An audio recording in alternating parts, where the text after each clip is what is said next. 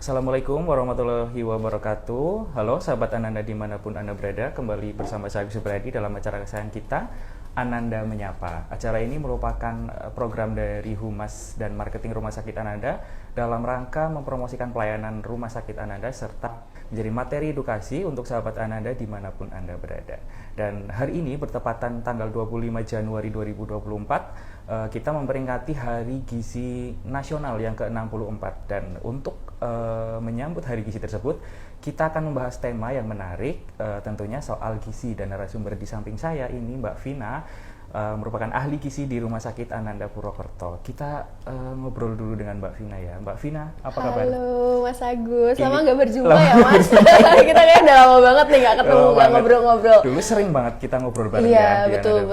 Mbak Vina, Hari Gizi hari ini ya, 25 betul. Januari 2024. Tema untuk Hari Gizi ke-64 itu apa Mbak Vina? Oke, jadi tahun ini kita masih tentang stunting lagi Mas, Stunting karena ini ya, kita masih benar-benar mengutamakan banget nih stunting untuk pencegahannya, penanganannya. Jadi untuk tema Hari Gizi Nasional ini dari Persagi gitu ya, dari Kementerian, untuk temanya adalah MPASI tinggi protein untuk cegah stunting, seperti itu. Oke, berarti itu juga sekaligus tema yang akan kita bahas Betul, hari ini ya? Betul sekali. Cuman mungkin ada tambahan sedikit Mas, karena kan kita tinggalnya di Banyumas nih, Purwokerto, terus di Indonesia gitu ya. Kita akan mengangkat, mungkin MPASI-nya kita akan lebih ke arah ke pangan lokal, seperti itu. Ya. Iya. Saya jadi penasaran nih, pangan lokal yang mengandung protein tinggi itu apa aja? Nanti kita akan ngobrol sama Mbak betul. Vina. Oh, aku kira udah akan langsung di awal. Iya, harus. Oh, langsung kah kita gitu. Harus intermezzo dulu. Jadi okay. buat Anda yang ingin ikut bergabung, sahabat Anda di rumah yang punya pertanyaan tentang MPASI ataupun juga tentang mungkin pengen konsultasi gizi dengan Mbak Vina, bisa banget silakan layangkan pertanyaan Anda lewat kolom komentar yang tertera saat kita live. Atau yang mau ingin ikut bergabung juga bisa, tinggal klik minta bergabung, nanti akan ngobrol bareng face to face sama Mbak Vina ya Pak? Wow, iya, sama Mas Agus juga dong. Oke. Mbak Vina, kalau prakteknya biasanya hari apa aja? Kalau praktek hari Kamis, iya ya. Jam 10 sampai jam 12. Tapi kalau misalnya di luar hari itu, karena kan mungkin bekerja atau apa, nanti bisa hubungi CS aja, customer service-nya Rumah Sakit Ananda melalui WhatsApp ya Mas ya, biasanya ya. Nanti kita bisa cocokin jadwal di luar jadwal poli itu bisa seperti itu. Berarti fleksibel untuk jadwalnya Mbak Vina ya. Betul. Kecuali mungkin hari Minggu sampai tanggal merah. Betul sekali. Jangan diganggu.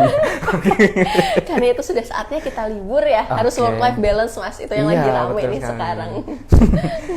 Dan bagi Anda yang mungkin ingin mendapat pelayanan di Rumah Sakit Ananda, selain ke ahli gizi juga kita punya dokter spesialis, poliklinik spesialis yang banyak praktek di Rumah Sakit Ananda. Silakan bisa telepon ke 636417 atau ke nomor CS bisa di WA 0822 2185 3696 atau ke WA pendaftaran di 0811 2868 669. Oke Mbak Vina, langsung aja nih ke MPASI ya Mbak Vina ya. MPASI, kalau sepengetahuan saya kan MPASI itu adalah makanan pendamping ASI. Betul. Tapi mungkin bisa dijelaskan lebih detail apa itu MPASI? Oke, jadi sebetulnya memang MPASI itu ya MPASI. MPASI itu sendiri ya? Iya, makanan pendamping ASI. Jadi kalau bahasa kerennya, bahasa Inggrisnya itu complementary feeding. Jadi makanan tambahan gitu, makanan yang memenuhi. Karena MPASI sendiri kita kalau seharusnya kan pemberian makanan pada bayi dan anak itu kan mulainya di usia 6 bulan ya Mas, karena 0 sampai 6 bulan itu kita ASI eksklusif, harusnya seperti itu, idealnya seperti itu. Jadi ASI eksklusif itu jadi 0 sampai 6 bulan itu full pakainya ASI, nggak ada air putih, nggak ada susu formula, nggak ada madu, itu full ASI semuanya sampai usia 6 bulan. Nah nanti mulai usia 6 bulan itu bayi-bayi yang gemes-gemes itu itu kita sudah mulai diberikan makan, kita perkenalkan mereka dengan makanan. Kenapa? Karena ketika memasuki usia 6 bulan, ASI yang diproduksi oleh ibu itu sudah tidak lagi mencukupi kebutuhan dari bayi tersebut, anak tersebut kayak gitu. Makanya makanan tambahan perlu ditambahkan gitu. Makanya tadi sebutannya bahasa Inggrisnya itu complementary feeding gitu. Jadi makanan tambahan seperti itu. Tapi tambahan berarti ASI-nya masih terjalan ya? Betul sekali. ASI tetap harus dibelikan sampai umur 2 tahun. Kalau misalnya mau lebih boleh, tapi biasanya sih rata-rata 2 tahun ya udah mulai disapi seperti itu. Itu ya. Oke. Jadi tadi Mbak Vina mengatakan sampai usia 6 bulan mulai diberikan MPASI. Betul. Nah, untuk MPASI di usia 6 bulan sama usia lebih dari 6 bulan mungkin itu ada perbedaan nggak? Tekstur dan lain-lain? Ada apa, Mas. Iya. Jadi kalau misalnya untuk pemberian MPASI itu ada kategori-kategorinya. Jadi dimulai dari usia 6 bulan dulu. Usia 6 bulan dulu itu kita mulai dari perubahannya itu tekstur dan jumlah, Mas. Jadi kalau isiannya sama, cuman kalau misalnya untuk porsinya dan teksturnya itu yang berbeda. Jadi pengelompokannya biasanya 6 bulan, nanti 7 bulan sampai 8 bulan, 9 sampai 11 bulan, nanti 12 sampai di atas 1 tahun gitu. 11 sampai 23 bulan kayak gitu biasanya. Nah, jadi teksturnya itu naik bertahap, Mas. Jadi kalau misalnya usia 6 bulan itu bedanya teksturnya itu masih yang halus banget. Jadi kayak kalau kita gampangnya yang dewasa itu mungkin kenalnya kayak bubur sumsum. Nah, kayak gitu, kayak bubur sumsum tapi nggak sepadat bubur sumsum juga. Cuman ya kayak gampangnya seperti itulah. Bubur sumsum lebih encer mungkin ya? Encer sedikit aja kayak gitu. Jadi kayak bubur sumsum, yang penting ketika biasanya cara ngeceknya teksturnya pas atau enggak, ketika disendok dibalikin kayak gini tuh netesnya nggak kayak air yang encer kayak gitu loh. Tapi kayak ada waktunya buat netesnya lambat kayak gitu. Itu usia 6 bulan mulainya dari situ dulu, dan porsinya juga nggak banyak. Nanti kalau Mas Agus makan ngasih 1 piring ya kasihan dedenya ya. Nanti langsung gede. Langsung gede. Waduh, andai bisa ya, kayaknya seneng banget ini yang pada gizi kurang kayak gitu.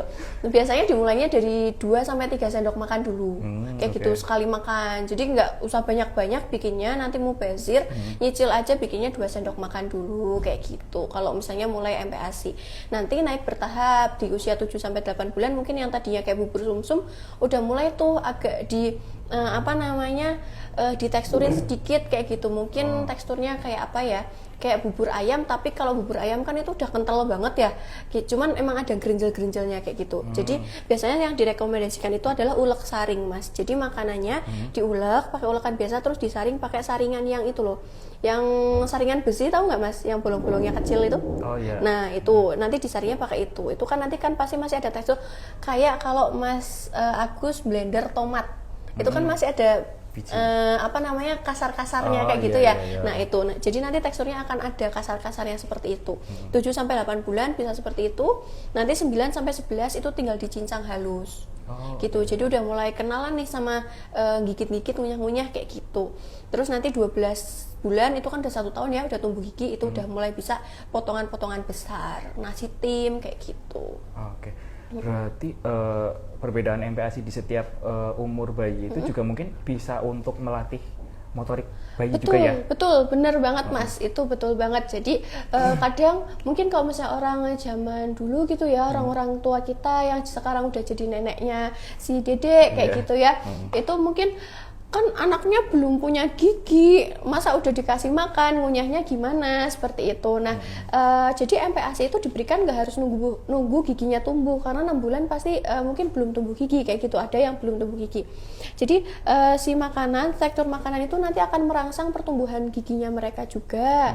Terus jadi mereka juga akan mengenal tekstur-tekstur makanan, jadi nanti itu makanya tadi merangsang pertumbuhan motorik, motorik halus, motorik kasar, kayak gitu. Terus makanya di usia 8 bulan biasanya anak-anak itu udah mulai diajarin caranya makan sendiri.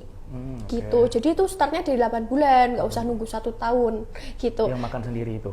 Iya, makan sendiri itu. Jadi mulainya ya nggak pasti nggak akan langsung bersih ya, nggak akan langsung habis. Dimulai dengan cara ngasih snack finger food gitu loh, Mas. Jadi kita sambil nyuapin, sambil anaknya megang makan. Ketika anaknya masukin makanan ke mulut, ya udah biarkan dia mengeksplorasi itu gitu.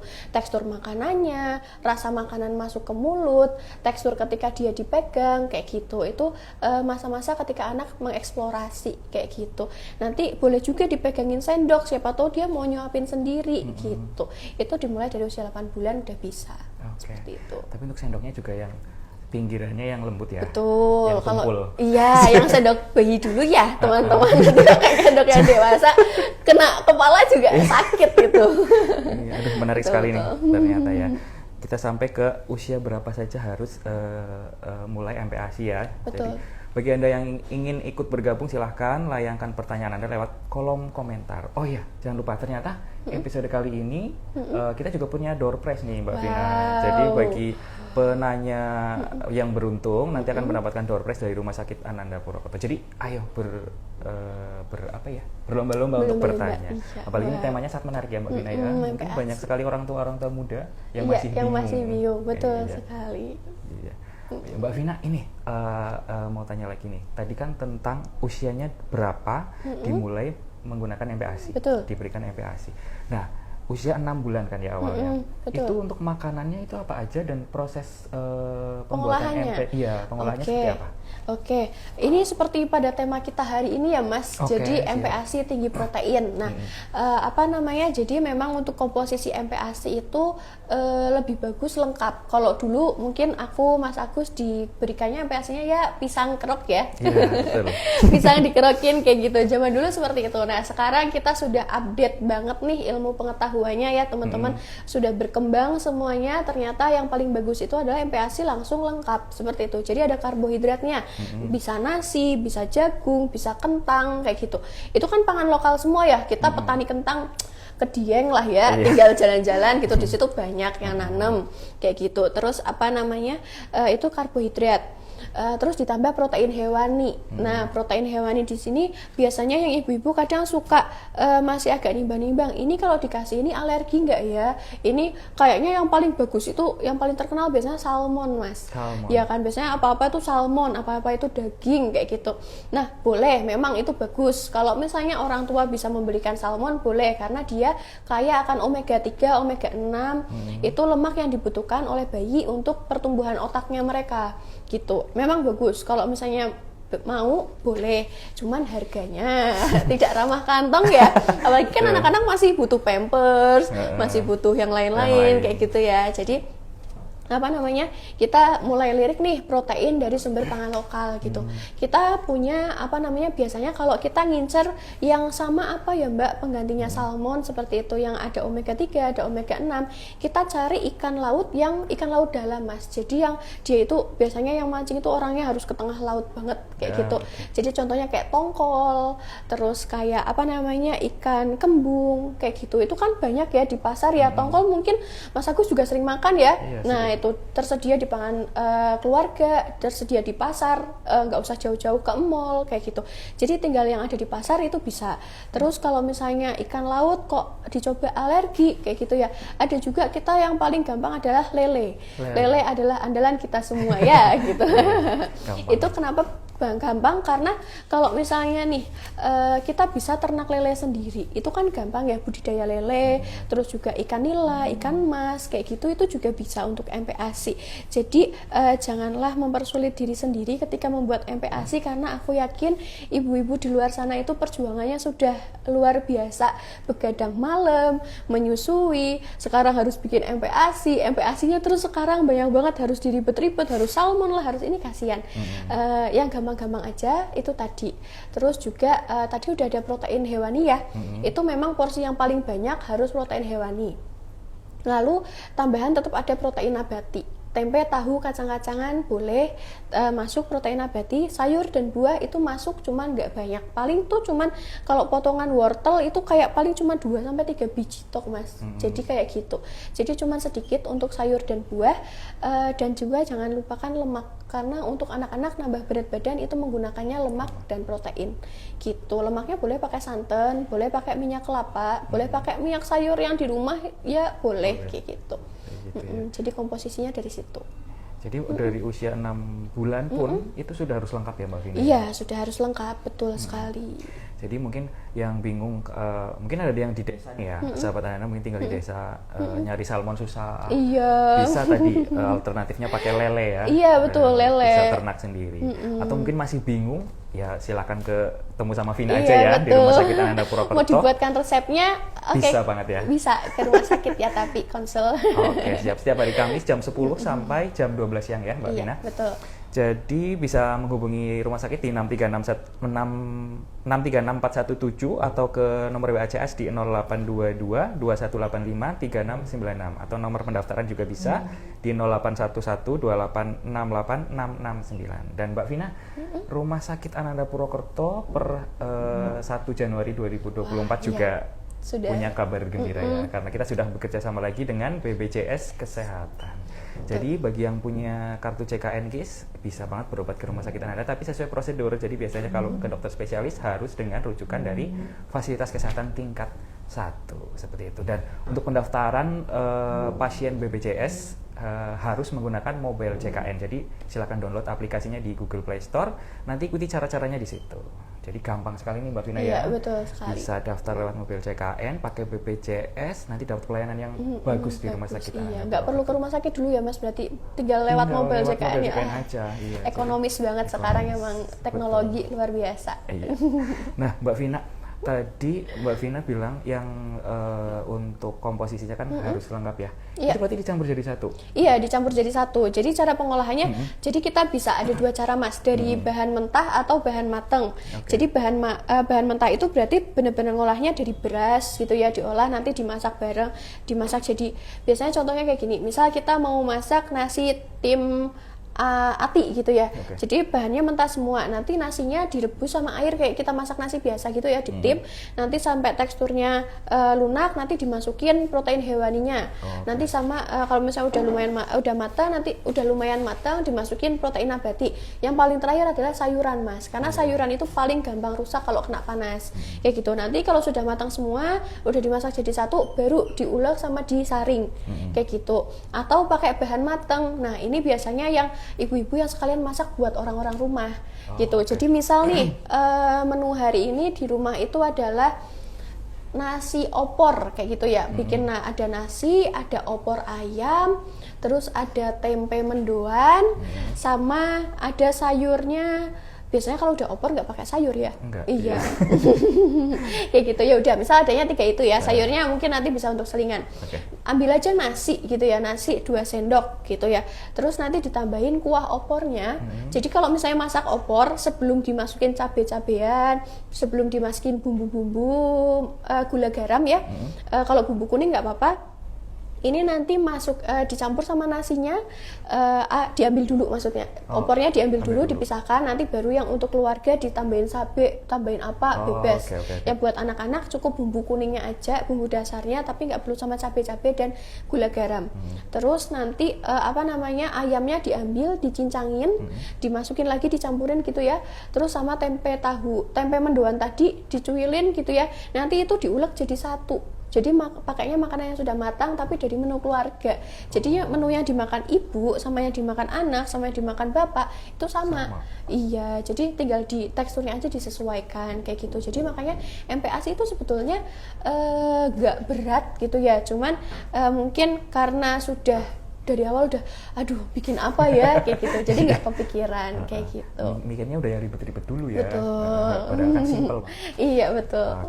Mbak Vina, ternyata sudah ada pertanyaan dari sahabat Ananda di rumah. Kita bacakan satu-satu ya. Yang pertama dulu, tips dong Kak untuk MPASI dengan harga minimalis. Wow, biar cocok dengan semua kalangan. Ini yang tanya dari Kak Rahayu Fenti. Harga minimalis. Wah, ini sebetulnya seperti yang kita sebutkan tadi ya. Iya, betul. Ini aku jawab langsung ya Mas ya. Boleh, silakan. Harga minimalis itu mungkin yang biasa, yang maksudnya anggarannya nggak banyak ya, berarti ya. Contoh ya, berarti kalau misalnya mau pakai nasi boleh, mau diganti pakai kentang boleh. Harga kentang sekilo sekarang lagi nggak mahal ya. Nah, sekilo itu udah dapat kentang 3-4 biji gede Mas. Anak-anak nggak butuh sampai 3 biji sehari, nggak, 1 biji aja itu udah banyak kayak gitu ya. Itu kita bisa ganti pakai kentang, atau kalau misalnya Mbak bosan bisa pakai jagung. Kalau misalnya mau pakai nasi, monggo pakai nasi. Itu kan harganya udah jelas ekonomis ya. Lauknya, nah biasanya yang harganya yang bikin membengkak itu adalah di lauk hewani Mas. Memang kita tidak bisa memungkiri ya, harga daging sekilo 135.000 ya. Jadi mungkin itu kalau misalnya aduh tiap hari suruh makan dagingnya, kayaknya gajian sebulan habisnya di tanggal 10 ya. Tanggal 10 gitu. kesana mumet ya. Iya, nanti makanya nasi kecap. Gitu. Nah, jadi kalau misalnya memang nggak harus daging, kalau misalnya teman-teman makan daging mungkin 10 hari pertama gajian bisa lah makan daging. Kita prioritaskan ketika uangnya masih banyak, oke deh makan enak, ambil daging, ambil salmon monggo. Tapi ketika udah tanggal 20 nih, aduh kita yang gajiannya tanggal 1, 15 ke bawah kan biasanya udah aduh megang kepala kayak gitu. Itu bisa mulai pakai lele kan murah ya Mas. Ati ayam itu juga murah. Terus apa namanya, jadi tadi nasi ati ayam, nasi ayam suwir, nanti tinggal kalau misalnya udah usianya udah setahun itu udah bisa pakai ayam suwir gitu. Terus apa namanya, telur juga bisa untuk MPASI. Terus ikan yang murah lagi ada ikan nila, itu juga 1 biji untuk anak sehari juga sudah cukup ya. 1 ekor yang agak gede. Terus kalau misalnya selingan nggak usah pusing-pusing, MPASI kan sekalian makan utama juga ada snack-snacknya ya, jajan-jajan. Bikinin aja puding susu atau puding apa namanya, puding ubi ungu, kue talam. Kue talam pakai ubi ungu. Apakah ubi mahal? Ubi tidak mahal ya teman-teman, cuman mungkin kita nggak terbiasa aja makan ubi. Makanya mungkin sering dengar ya anak zaman sekarang itu nggak doyan jajanan zaman dulu, nggak doyan atau nggak pernah diperkenalkan. Nah itu yang kita balikin tanya, nggak doyan apa nggak pernah dikenalkan, belum pernah dikasih kok udah bilang nggak doyan kayak gitu. Itu jadi yang murahnya tadi contohnya bikin aja sop ayam. Sop ayam isinya ayam, kentang, wortel. Kentang karbohidrat, ayam protein, wortel sayur, tinggal tambahin mendoan. Udah jadi menu MPASI. Berapa sih? Gitu. Itu sih. Contohnya tadi sop ayam, soto Lamongan, itu kan murah-murah kayak gitu. Jadi bisa masak buat keluarga sekaligus untuk buat MPASI anak. Iya, betul. Jadi simpel sekali ya, Mbak Vina. Nah, Mbak Vina, untuk pemberian MPASI-nya itu sama seperti kita orang dewasa makan pada umumnya 3 kali 1 atau seperti apa? Oke. Kalau misalnya di awal perkenalan di usia 6 bulan biasanya cukup 2-3 kali Mas. Jadi memang lebih dominan ASI. Jadi perbandingannya tuh kayak 1 banding berapa berarti? Hitungnya gimana? Kalau misalnya ada 4, 3-nya itu ASI, 1-nya itu makanan. Kayak gitu. Kalau kebutuhan gizinya itu kayak gitu. Berarti 25% sampai 30% itu memang masih dari makanan. ASI-nya itu masih 70% ASI. Kebutuhannya tercovernya dari situ. Tapi kalau usianya sudah 7-8 bulan, itu sudah mulai naik jadi 3-4 kali. Gitu. Usia 1 tahun ke atas juga 3-4 kali. Nah, apalagi kalau udah 1 tahun itu udah 3 kali sehari kayak makanan kita biasa. Sama selingan 1-2 kali sehari. Gitu. Di usia 6 bulan pun ada selingannya? Ada, bisa selingan. Cuman nggak banyak. Paling kayak kalau misalnya itu kayak contohnya mungkin apa ya, contohnya yang bisa untuk anak usia pisang. Pisang itu buah. Jadi kalau misalnya boleh, kalau misalnya selingannya pisang, cuman kalorinya akan sayang. Jadi manfaatkan selingan itu juga yang tinggi kalori. Iya, contohnya mungkin kayak itu perkedel daging. Jadi perkedel atau kroket ya, kayak gitu. Jadi cuman 1 dibikin bijian aja, kayak dibikin panjang gitu ya. Nanti anaknya suruh megang sendiri, ngemut-ngemut kayak gitu. Ya. Gitu. Ya, siap. Mbak Vina, ini ada pertanyaan lagi dari sahabat Anda di rumah. Bagaimana pemberian MPASI yang baik pada anak yang alergi protein hewani? Padahal protein hewani sangat dibutuhkan anak dalam pencegahan stunting. Ini pertanyaan dari Umatin Fadilah ya, @umatin Fadilah. Oke, silakan Mbak Vina. Menarik banget nih. Nah, jadi emang ada anak-anak yang lebih spesial gitu Mas, untuk kita lebih perhatikan lagi asupan nutrisinya. Jadi kalau misalnya anak alergi protein hewani, kita harus telusur lagi apakah alerginya semuanya. Karena kadang alerginya itu nggak semuanya. Jadi memang ada anak yang alerginya banyak banget. Jadi alergi ayam, alergi telur, alergi ikan. Yang kita bisa berikan ya daging. Ya udah, kita tinggal maksimalkan olahan dagingnya itu jadi bervariasi. Daging utuh, daging cincang, bakso, abon, kayak gitu. Kan itu sama-sama daging. Cuman bentuknya beda. Rolade belum aku sebut, galantin kayak gitu. Jadi sebetulnya banyak olahannya. Nah, nanti tinggal dicek apakah alergi proteinnya semuanya. Kalau misalnya bukan semuanya, ada jenis makanan tertentu dari protein hewani yang masih bisa dia konsumsi, optimalkan itu. Gitu, nggak apa-apa itu aja, asal olahannya berbeda. Karena ini kasusnya alergi ya, beda dengan anak yang picky eater, itu beda lagi. Kalau alergi kan berarti benar-benar tubuhnya itu menolak responnya, gitu. Jadi kalau misalnya alergi protein hewani tadi, alerginya apa? Maksimalkan kalau misalnya masih ada yang bisa dikonsumsi. 2, ketika misal alerginya protein hewani, berarti memang kalau misalnya alerginya semuanya benar-benar nggak bisa dikonsumsi, berarti memang ada protein lain yang kita harus masukkan seperti dari protein nabati. Iya, jadi dari kacang-kacangan, dari kedelai, dari kacang polong, kacang mete, kacang tanah, itu memang jadinya akan menggantikan peran dari protein hewani. Mungkin memang tidak akan secepat itu kenaikan berat badannya, atau tidak akan secepat itu penyerapannya dibandingkan protein hewani, karena di protein nabati itu memang ada zat-zat yang menghambat penyerapan dari protein tadi. Gitu. Jadi memang mungkin lebih harus usahanya lebih effort lagi nih. Iya, lebih harus effort lagi kayak gitu. Atau mungkin bisa juga tambahan susu itu bisa untuk jadi tambahan. Tapi ini tidak menggantikan ya. Aku kalau misalnya nyebut susu tuh agak ngeri-ngeri sedep. Karena orang-orang masih suka, oh ya udah nggak mau makan susu kayak gitu. Nah, itu jadi kayak aku menghindari banget menyebutkan susu di sini.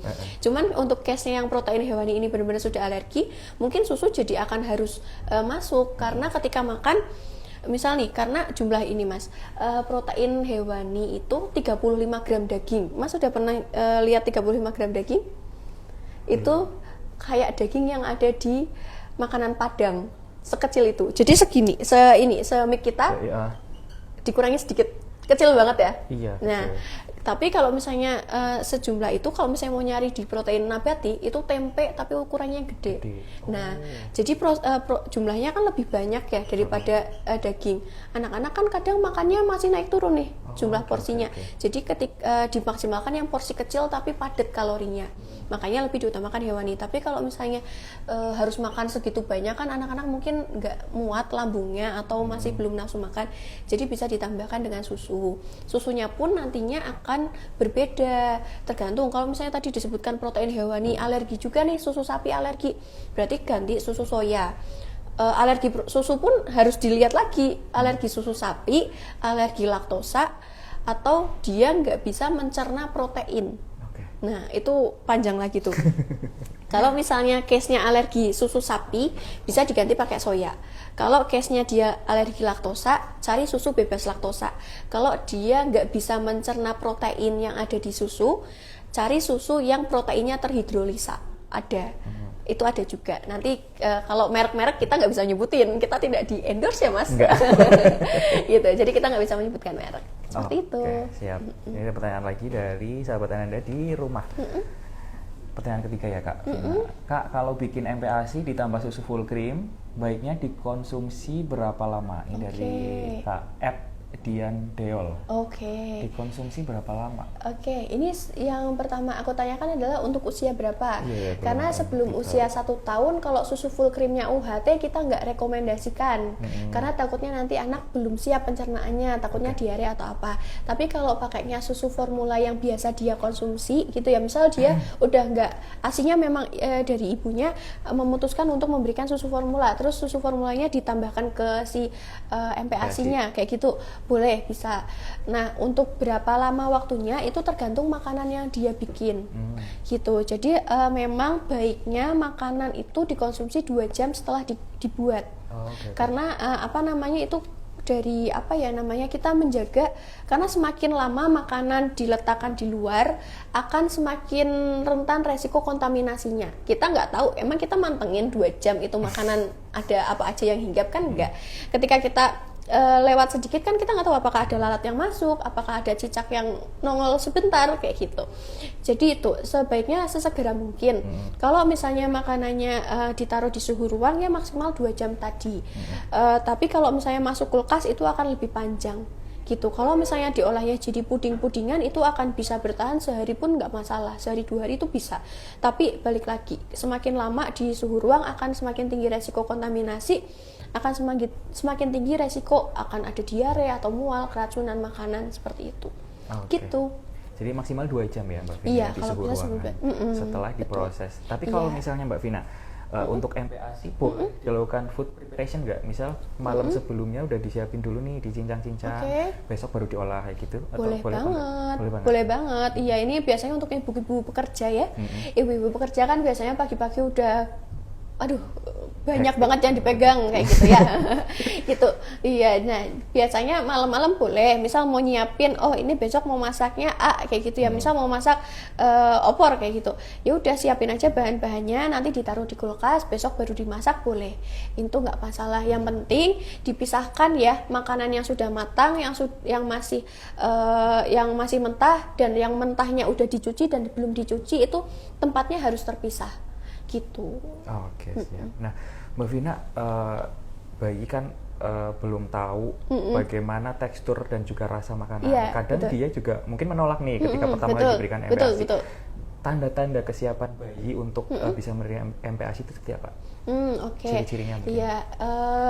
Nah, ini biasanya ketika anak udah mulai kelihatan lapar ya. Jadi kayak dia sering kalau misalnya Mas Agus makan terus ada dedek-dedek yang nyamperin, Mas Agus liatin terus makanannya kayak gitu. Jadi dia udah ada ketertarikan terhadap makanan kayak gitu. Ketika orang lain makan dia ikut kok ngeces gitu ya. Terus kayak gapai-gapai pengen makan kayak gitu. Terus dia suka lebih sering ngisap jari kayak gitu atau lebih rewel biasanya kayak gitu. Itu biasanya anak udah mulai siap makan. Tapi ini jangan 4 bulan udah nangis terus dikira lapar ya.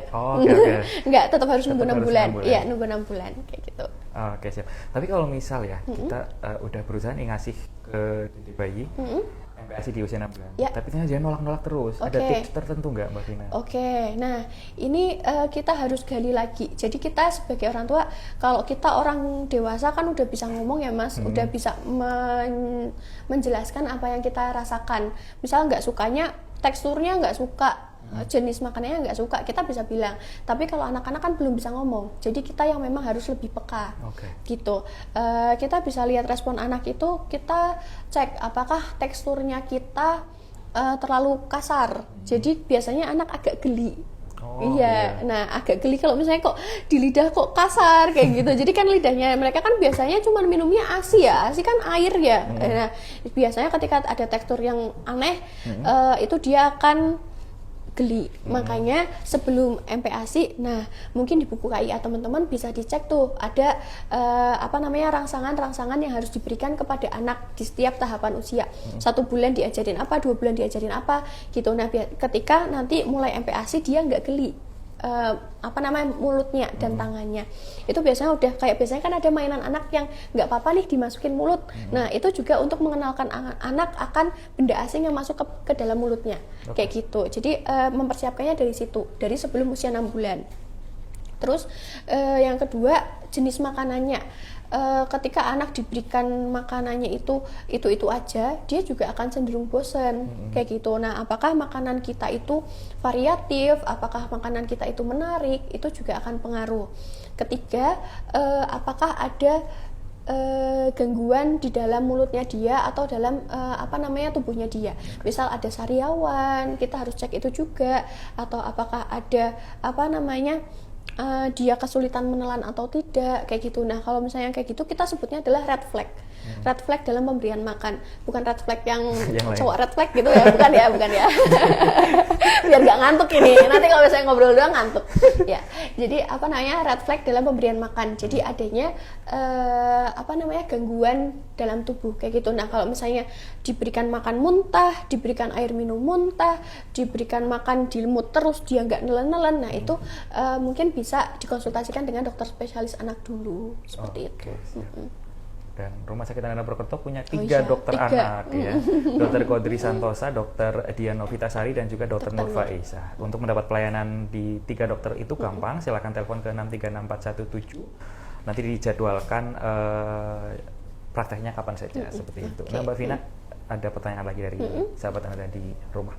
Mbak Vina, kalau Bunda kan sering stok kaldu daging atau kaldu udang, baiknya berapa lama di kulkas supaya kandungan gizi masih bagus? Ini dari Kak Desi 1417866. Itu tanggal lahirnya kayaknya ya. Oh iya, Desi. Kaldu daging dan kaldu udang. Kaldu itu daging berapa dan lama di kaldu kulkas? udang. Oke. Ini kembali lagi ya, kaldunya instan atau bukan? Karena kalau misalnya kaldu instan, kita sebetulnya nggak rekomendasikan karena sebetulnya itu agak gurih rasanya, itu dari bukan murni dari si alaminya itu gitu. Nanti kita dari panduan makan WHO yang terbaru itu kita sudah nggak rekomendasikan gula garam Mas dalam pemberian MPASI itu gitu. Nah kalau misalnya bikin sendiri itu, kalau misalnya kulkasnya memang dimasukkannya ke freezer gitu, cuman memang kalau waktu kita nggak bisa paten ya, apalagi kalau misalnya itu kaldu ding bukan lemak ya. Kalau kaldu mungkin dibekukan itu bisa, cuman memang kita nggak rekomendasikan terlalu lama karena biasanya ketika kita merebus kaldu itu kan kita pakai gaji juga. Nah semua lemak yang ada di protein hewani itu adalah lemak jenuh. Mostly ya, sebagian besar. Nah, lemak jenuh ini ketika kita simpennya lama dan dipanaskan berulang, itu dia akan jadi toksik ke tubuh, jadi akan racun ke tubuh gitu. Nah, di anak-anak lemak jenuh itu memang dibutuhkan untuk pertumbuhan, lemak itu dibutuhkan. Tapi untuk kita yang orang dewasa tidak, jadi kolesterol gitu. Nah, kalau misalnya ada lemaknya seperti itu, kita nggak rekomendasikan disimpan dan dipanaskan berulang karena nanti udah jadinya lemaknya, gampangnya nyebutnya lemak jahat gitulah ya, lemak yang buruk. Tapi kalau misalnya dia lemaknya langsung dipakai itu masih bagus gitu. Jadi memang kalau bisa sih nggak perlu nyetok banyak-banyak ya Bun, jadi langsung aja dipakai kalau misalnya itu. Kalau misalnya memang harus disimpan ya paling kalau yang kaldu air murni ya pakainya tulang kayak gitu, seminggu juga bisa kalau misalnya beku murni ya, beku bener-bener beku. Tapi kalau misalnya kulkasnya naik turun jeglekan gitu ya listriknya, kayak kadang kosanku gitu ya. Rumahku gitu juga sering. Nah itu kita tanda tanya itu ya gitu. Oke, jadi memang pengaruh juga ya tadi ya, maksimal betul. 1 minggu tadi ya. Iya betul. Oke, nah Mbak Vina tadi kan untuk tanda-tanda anak lapar tadi sudah sempat dibahas sama Mbak Vina. Terus bagaimana tandanya si bayi itu sudah kenyang? Nah nah ini kalau misalnya untuk anak kenyang sendiri itu biasanya dia udah mulai nolak makan Mas. Jadi sebetulnya pemberian makan kepada anak itu ada aturannya, namanya feeding rules. Nah feeding rules itu biasanya kita yang pertama jamnya harus teratur biar anak itu nggak bingung. Kedua waktu makan. Jadi waktu makan anak itu biasanya dibatasi 30 menit. Nggak boleh lebih dari itu. Kenapa? Karena biar anak itu tahu gitu, itu waktu makannya dia waktu makan seperti itu. Dan menghindari makan yang selanjutnya itu mundur-mundur seperti itu. Nah anak yang kenyang itu biasanya ketika kita suapin nih, kita udah makan udah 10 menitan gitu ya, terus udah makan dia udah mulai nolak, dilepeh-lepeh terus gitu, kita cobain dia udah nolak nangis kayak gitu, berarti mungkin dia udah kenyang. Terus yang kedua udah 10 menit dia di mood terus, ya udah stop aja di situ. Kalau udah 10 menit di mood udah di stop aja, habis atau enggak stop aja, nanti baru di backup dari makan yang selanjutnya gitu. Biar anak itu juga tahu kapan dia kenyang, kapan dia lapar. Karena kadang kita kalau belum habis ngasih, nah ini porsi makannya kebanyakan, belum habis dipaksain, anaknya jadi nggak tahu kapan dia kenyang itu. Seperti ya. itu. Biasanya dari situ mulai dilepeh, mulai nangis kalau makan, dimut terus seperti itu. Makanannya dilempar kayak gitu. Biasanya tanda-tanda anak kenyang seperti itu. Jadi sebagai orang tua mungkin kita harus peka ya. Betul, karena balik lagi anak belum bisa ngomong. Nah, betul sekali. Kalau dewasa kan lapar ya ngomong. Iya, beli sendiri malah. Iya. Nah, bagi Anda yang masih ingin ikut bergabung silahkan layangkan pertanyaan Anda di kolom komentar. Nanti akan langsung dijawab oleh Mbak Vina. Dan Mbak Vina, ada lagi nih. Tadi kan kita temanya adalah produk pangan lokal ya, yang kandungan proteinnya tinggi. Lokal di Purwokerto atau di Banyumas itu untuk yang punya protein tinggi. Kira-kira apa aja Mbak Vina? Tadi mungkin udah dibahas sedikit ya, cuma mungkin ada yang baru bergabung. Lagi mungkin. Kita punya soto Sokaraja loh Mas. Wah, enak itu. Ya kan? Soto Sokaraja boleh loh buat MPASI. Kata siapa nggak boleh? Boleh, cabenya yang nggak boleh. Berarti jangan dikasih sambal dulu ya. Soto Sokaraja itu kan sebetulnya basicnya soto bening ya. Cuma ditambahin sama kacang, dihaluskan. Nah, tinggal nanti yang dibedakan adalah memang di bumbu. Kalau bahan dasarnya sebetulnya semua makanan itu boleh dikonsumsi. Seblak pun emang sehat-sehat. Yang nggak sehat adalah penyedap rasanya.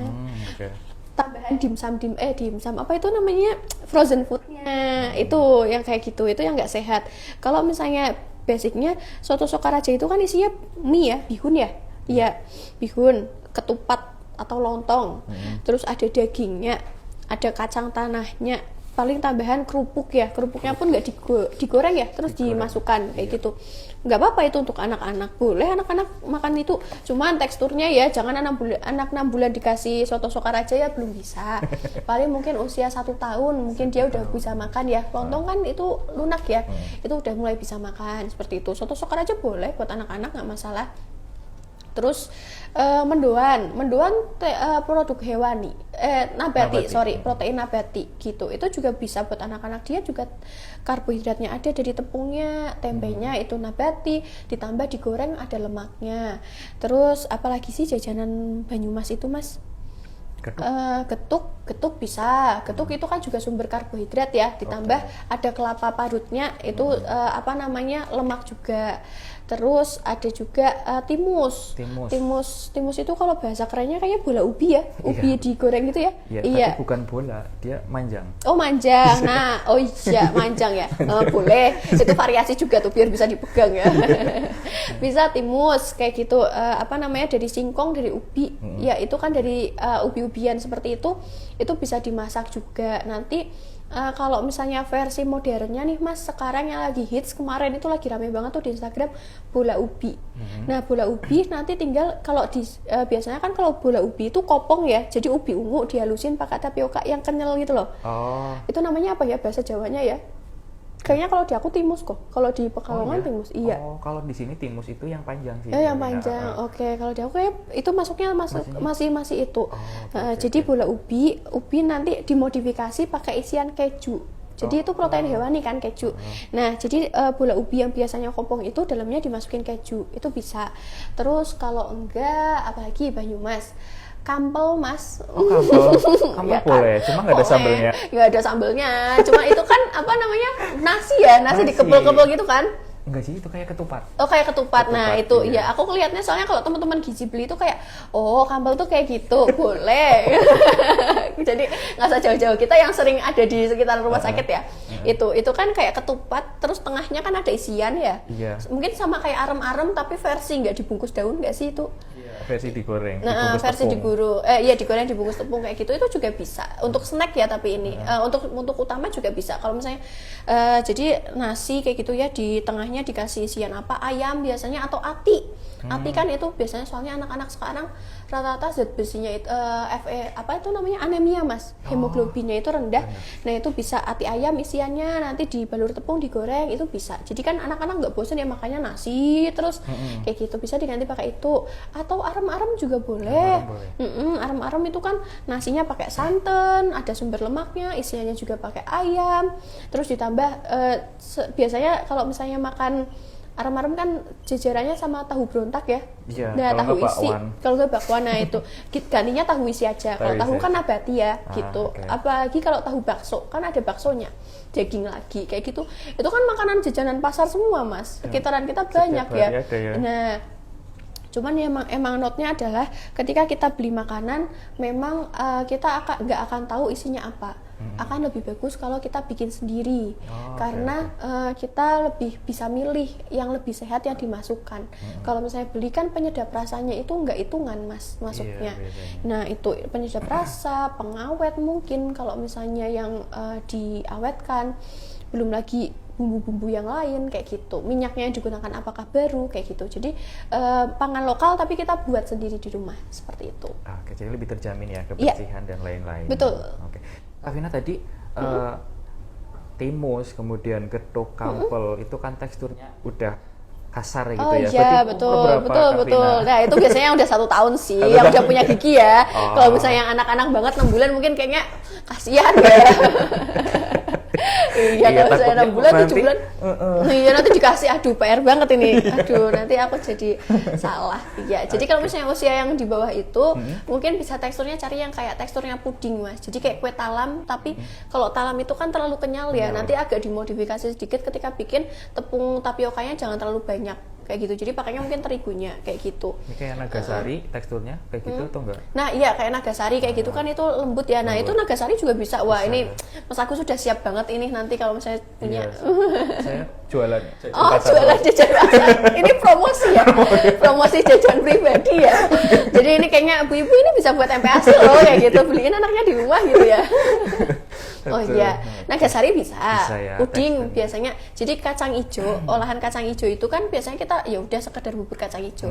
Padahal kacang hijau itu bisa di blender terus kita jadikan puding, itu juga bisa. Atau kalau misalnya enggak kacang hijau juga buat anak-anak juga bisa kayak gitu. Jadi contohnya tadi itu. Terus apalagi bubur sumsum itu juga sebetulnya bisa untuk MPASI, tinggal ditambahin hewani. Terus apalagi ya kalau untuk anak-anak ya, Bubur ketan. bubur ketan. Nah, ketan itu biasanya dicernanya agak susah, Susah ya? Mas. Iya, jadi agak ngoyo gitulah pencernaannya kita. Jadi memang kalau misalnya yang ketan-ketan memang nggak kita rekomendasikan terlalu sering dulu, apalagi di awal-awal MPASI kita nggak begitu rekomendasikan di awal gitu. Kalau misalnya itu paling yang itu loh, brongko pisang. Brongko pisang. Brongko pisang, iya. Jadi yang coklat itu yang pakai tepung dibungkus daunnya, ada pisang potongannya. Oh. Apa sih namanya kalau di Purwokerto? Bungko Bungko pisang. Pokoknya nanti bisa dicari ya teman-teman. Itu juga bisa untuk MPASI karena dia dari tepung basicnya, bahannya gitu. Ditambahin santan bisa, gula Jawa bisa, tambahin ada pisangnya kayak gitu. Itu bisa untuk cemilan MPASI. Oke. Banyak banget rekomendasi makanan-makanan yang bisa digunakan untuk MPASI dari Mbak Vina. Mungkin nggak puas nih kalau hanya dengerin kita ngobrol ya, Kak Vina ya. Betul. Bisa banget ke Rumah Sakit Ananda Purwokerto, nanti ketemu sama Mbak Vina di hari Kamis jam 10 sampai jam 12 siang ya. Iya, betul. Mbak Vina ada pertanyaan lagi dari sahabat Anda di rumah. Permisi Kak, izin tanya, untuk MPASI kalau diberi garam dan gula itu diperbolehkan atau tidak? Kemudian apabila boleh, itu untuk anak usia berapa bulan? Oke, baik. Dari Kak Yesi atau Yeri? Yeri. Yeri, DNRT. DNRT. Yesi, DNRT. Oh iya, siap. Oke. Nah, ini sebetulnya emang pro kontra banget nih, Mas. Masalah gula, garam itu memang pro kontra banget. Ada yang bilang boleh, ada yang bilang tidak. Tapi ternyata dari panduan terbarunya dari WHO, itu baru banget rilis tahun kemarin. Itu memang sudah tidak direkomendasikan lagi untuk pemberian gula dan garam karena pemberian gula dan garam terlalu dini itu resikonya nanti selanjutnya anak menolak makan. Gitu, GTM gitulah, lebih beresiko karena dia udah kenal rasa gurih lebih dini. Kayak gitu. Jadi biarkanlah rasa alami dari makanan itu yang mengenalkan anak dengan rasa asin dan manis.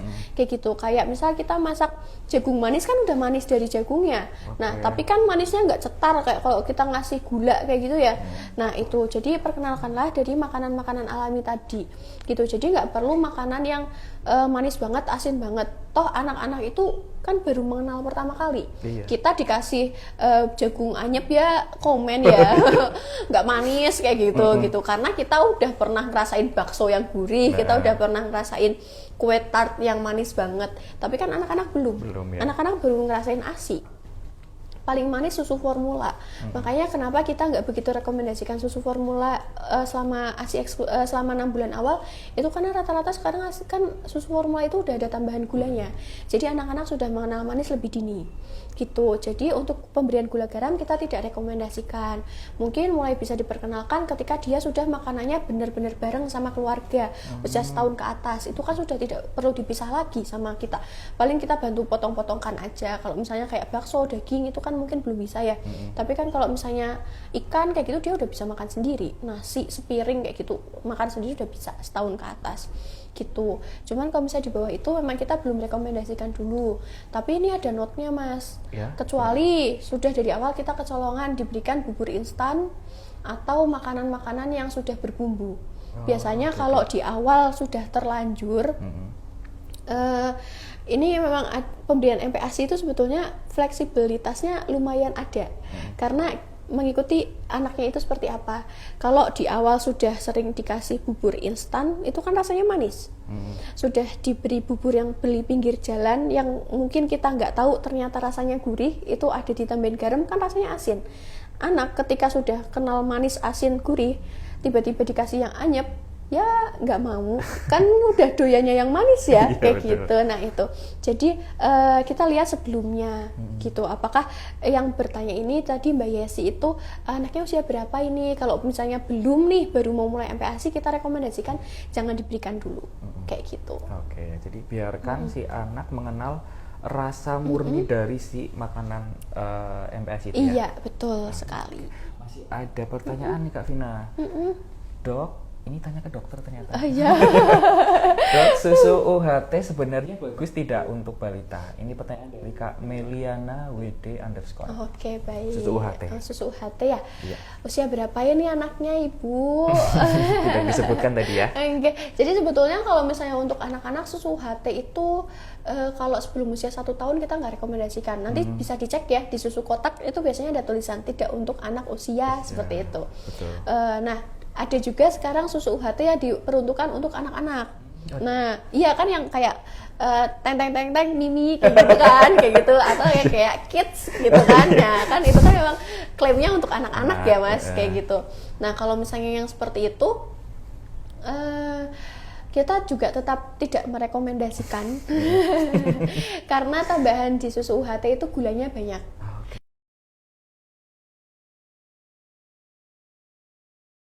Atau pas beliin anaknya, coba dicek deh gulanya di susu kotak. Itu pasti paling dikit, paling 13 gram itu 1 sendok makan loh Mas. Itu banyak. Untuk anak-anak dia belum butuh, itu baru dari susu kotak yang dia minum. Iya kalau minumnya 1 sehari 3. Belum kalau misalnya dia jajannya biskuit yang manis-manis yang coklat. Nah, mau berapa itu gulanya sehari. Nah, jadi kalau misalnya susu UHT untuk konteksnya ya, yang anak-anak masih doyan makan semuanya, apalagi dia masih mau susu formula, kita ngobrolnya susu ya. Kita masih pakai susu formula yang biasa, ya udah susu formula aja yang biasa dia konsumsi, nggak perlu susu UHT gitu. Susu UHT di umur berapa kira-kira boleh dikonsumsi? Sebetulnya dari usia 2 tahun itu memang sudah nggak apa-apa minum susu UHT, cuman memang kita nggak rekomendasikan banyak karena gulanya tadi. Kalau misalnya kadang anak lihat temennya ya lihat temennya atau lihat kakaknya jadi pengen kayak gitu ya, memang kalau misalnya kelepasan, kadang namanya orang tua bekerja dititipin atau mungkin pengasuhnya yang lain nggak tahu kan, kadang dikasih aja, ya itu nggak akan timbul masalah sebetulnya, kecuali kalau ada dia intoleransi laktosa terus jadi diare, wajar ada yang seperti itu. Tapi kalau dia biasa minum susu dan nggak ada itu ya nggak apa-apa kalau misalnya memang itu, cuman kita nggak rekomendasikan sebagai makanan utama setiap hari seperti itu. Karena tadi kadar gulanya lumayan tinggi. Jadi mungkin orang tua di rumah kalau belanja bulanan sekarang lihat ininya ya, label. Iya, kandungan gizi, Iya, nutrition fact. karena ada juga AKG-nya ya. Iya, betul. Dilihat dulu kandungannya seperti apa gitu ya. Iya, betul sekali. Siap. Ini ada pertanyaan lagi nih Kak Vina, pertanyaan ke 7 ternyata. Wah, banyak yang tanya karena betul. ada door prize jadi semangat. Iya, betul. Kak, berarti kalau buat rasa asinnya baiknya pakai apa? Kalau garam itu tidak direkomendasikan untuk MPASI. Jadi pengganti garam untuk asin itu pakai apa? Nah, ini aku balikin pertanyaan, Mas. Kenapa anaknya pengen dikasih rasa asin? Emang butuh asinnya? Yang butuh asin kan kita ya. Pengennya siang-siang ngantuk pengen kletik-kletik asin-asin kayak gitu ya. Gitu. Kalau anak-anak nggak butuh rasa asin. Misal pengenalan rasa pun kan bisa dari makanan. Ikan laut kan sudah asin dari sananya. Jadi kenapa dibutuhkan kenapa dibutuhkan. Jadi kenapa kita menambahkan garam ke masakan, karena kita sudah mengenal makanan rasanya gurih. Apa sih yang dicari dari garam itu selain rasa asin adalah yodium. Makanya garam itu sekarang banyak fortifikasi yodiumnya. Harus malah kalau untuk anak-anak harus ada fortifikasi yodiumnya. Nah, yang terkandung di garam yaitu yodium itu ada di ikan laut. Gitu, ikan tongkol, ikan apalagi yang dari laut, pindang kayak gitu, itu sudah ada di laut gitu. Dari makanan laut, udang, cumi-cumi, kepiting, itu sudah ada di situ semua. Ya udah dikasihnya dari itu aja gitu. Natrium, kalau misalnya garam kan natrium ya. Natrium itu juga dari produk hewani, itu sudah ada juga dari situ pada dasarnya gitu. Jadi kita sudah nggak perlu nambahin garam, itu nggak apa-apa. Teman-teman sobat Ananda, nggak apa-apa kalau misalnya, jadi anak-anak itu nggak butuh rasa asin. Kalau kita mau mengenalkan rasa asin, sering-seringlah bukan asin sih, lebih ke gurih mungkin ya. Jadi pakailah lemak-lemaknya jadi misal biasanya gaji bagian brutu dari ayam kita tumis, nggak pakai apa-apa, bener-bener nggak ada minyak, nggak ada di teflon, brutu ditumis, nanti kan dia akan keluar minyaknya sendiri. Nah, minyaknya itulah yang dipakai untuk menumis makanan yang lain. Nah, gitu. Nah, itu nanti dia anak-anak akan kenal rasa gurih dari situ. Makanya kulit kan gurih ya. Iya, nah itu nggak usah ditambahin apa-apa juga udah gurih kan. Ya itu dari situ ngenalinnya. Seperti itu. Ya, kembali lagi ya tadi anak usia di kisaran MPASI itu memang tidak perlu untuk gula dan garam, karena betul. Yang dikenalkan adalah rasa asli dari makanannya ya. Betul. Oke, Kak Vina, ini kita sudah ngobrol ternyata lama banget. Oh iya, udah 1 jam. Lebih dari 30 menit mau 1 jam ya, karena temanya menarik dan banyak yang tanya. Mungkin kesimpulan dari obrolan kita apa, Kak Vina? Oke, baik. Jadi kalau misalnya untuk obrolan hari ini ya Mas terkait MPASI, pesan saya untuk sobat Ananda, sahabat Ananda yang menonton live ini, untuk yang merencanakan kehamilan, penuhi nutrisinya dari sekarang. Karena kita bahasanya untuk mencegah stunting. Jadi penuhi nutrisinya dari sekarang. Ibu hamil itu harus sehat gitu. Karena selain untuk dirinya sendiri adalah untuk anaknya nanti. Gitu. Yang pertama itu. Yang kedua, untuk ibu yang baru melahirkan, usahakanlah ASI eksklusif 6 bulan. Benar-benar ASI eksklusif, ASI aja. Karena ASI itu banyak banget manfaatnya. Dari mulai imunitas, dari mulai berat badan juga dan lain-lain. Mungkin kalau kita bahas ASI 1 episode lagi Mas. Nanti ya lain kali. Next time boleh. Gitu ya. Oke. Yang ketiga, kalau sudah mau mulai MPASI, startlah MPASI dari nggak usah yang susah-susah sampai ibunya itu juga ikutan stres, karena anak itu akan tahu apa yang orang tua rasakan. Ketika orang tua pusing, bingung, ada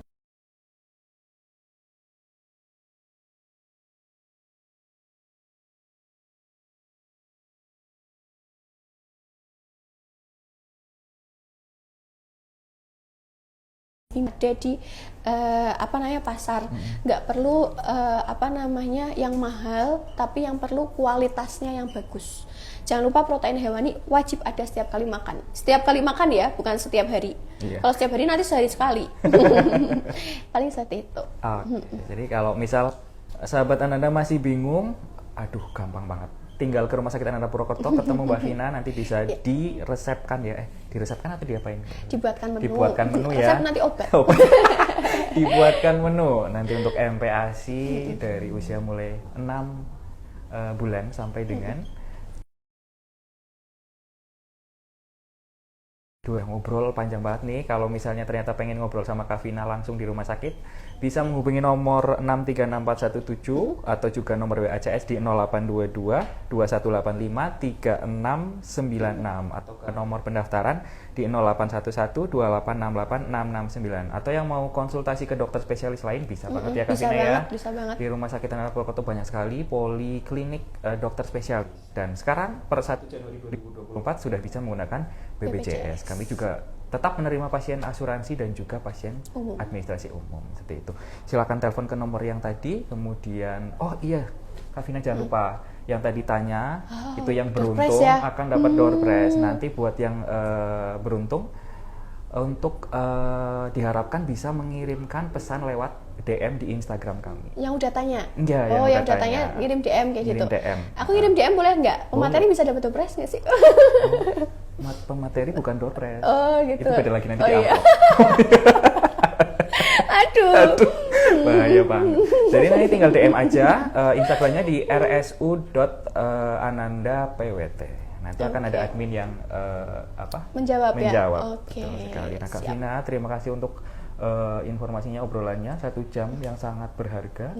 Wah, luar biasa ya sahabat Ananda, dapat informasi dan juga ilmu baru tentunya. Kita jumpa lagi di episode lain ya Kak Vina ya. Siap ya? Atau selanjutnya. Oke, siap. Ya, terima kasih kembali ya Mas Agus sudah menemani lagi nih untuk bincang-bincang hari ini. Jangan bosan-bosan ya Kak Vina ya. Iya, siap. Akhir kata saya Agus Subradi beserta seluruh tim yang bertugas mengucapkan terima kasih atas perhatian Anda. Kita jumpa lagi di episode selanjutnya dalam acara keseharian tentunya Ananda Menyapa. Wassalamualaikum warahmatullahi wabarakatuh. Salam sehat selalu.